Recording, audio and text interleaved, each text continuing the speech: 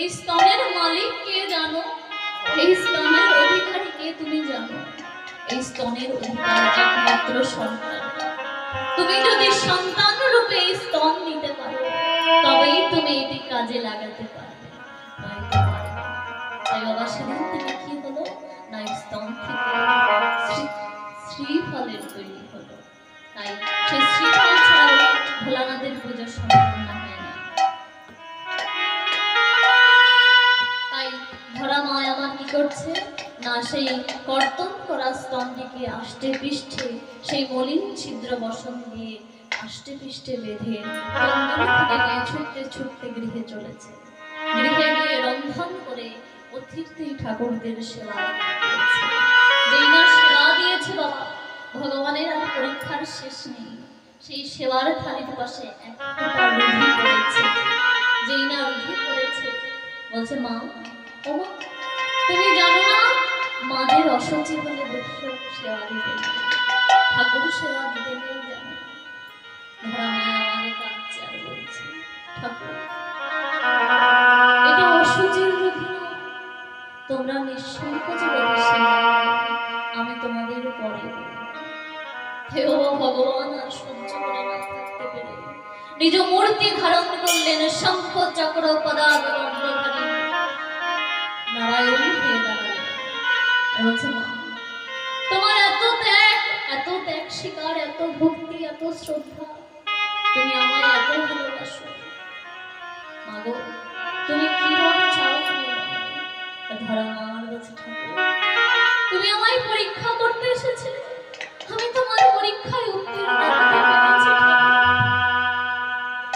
তাই মা ঠাকুর তুমি যদি আমায় কিছু বর দিতেই চাও, পরজন্ম বলে যদি কিছু থাকে ঠাকুর, সে জন্মে তুমি আমায় রাজরানী করে পাঠিয়ে সেই আমার গৃহ থেকে যেন কোনো অতিথি ঠাকুর বৈমুখ হয়ে না যায়।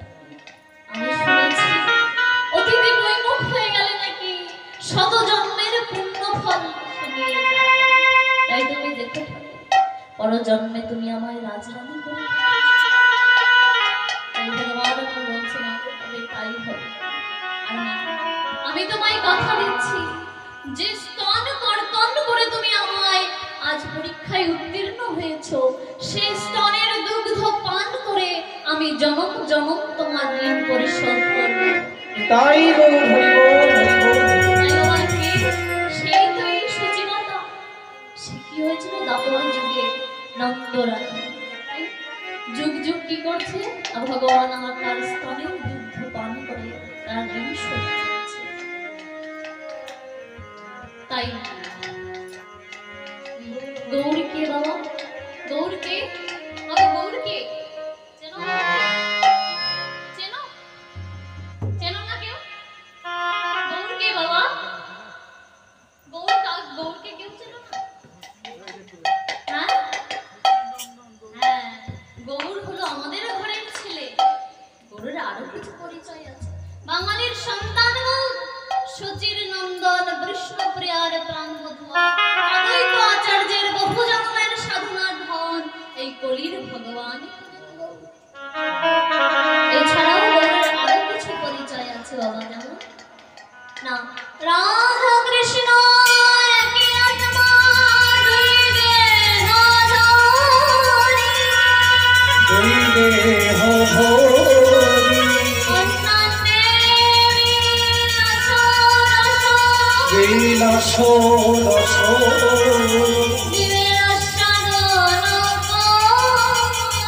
অন্যান্য বিলাস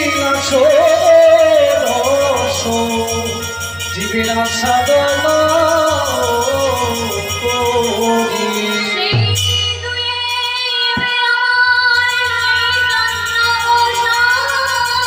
চৈতন্য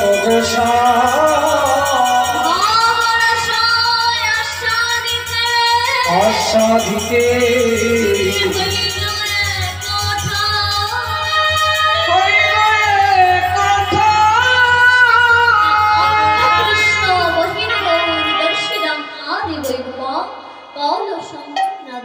কৃষ্ণ চৈতন্য, অর্থাৎ অন্তরে কৃষ্ণ বাহিরে রাধা, দুই তনু মিলিত তো আমারে গোরা গোবিন্দের গো আর শ্রীমতী রাধা তাই পদমহাজন বলছে গৌর এসেছেন বলেই বাবা আমরা রাধা কৃষ্ণের লীলার কথা সহজেই জানতে পারি আর এই বৃন্দাবন তো আমরা সহজেই চিনতে পারি তাই পদমহাজন ভাবাবেশে তার পদের খাতায় পদম বিবর্ত যদি গৌর না আসিত কেমনে হইত